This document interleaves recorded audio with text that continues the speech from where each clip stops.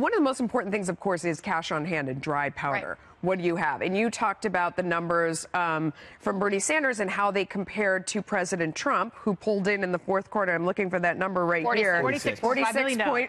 But cash. What's important is that he has 103 or 105 million on hand that is ready to be spent. And the only other person who has that much powder left to burn is Bloomberg. And he has a whole lot more. Bloomberg come in and it could just be a money The president has a whole lot more flexibility than the Democrats at this point in time, too, right? He's got all this cash, but he has a lot more flexibility in terms of timing. He can spend it now. He can spend it later. They don't have that luxury. They're fighting a primary debate over the coming months. They've got to spend a lot of the cash on hand in order to ward off their opponents. The president...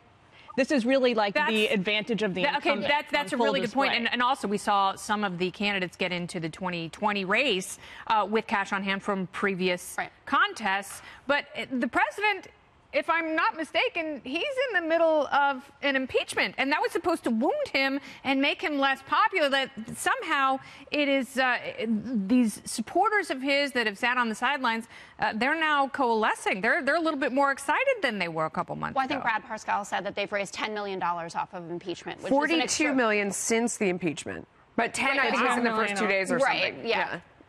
Yes. They are raising off of it, and there has been a swing, certainly amongst independent voters, against impeachment.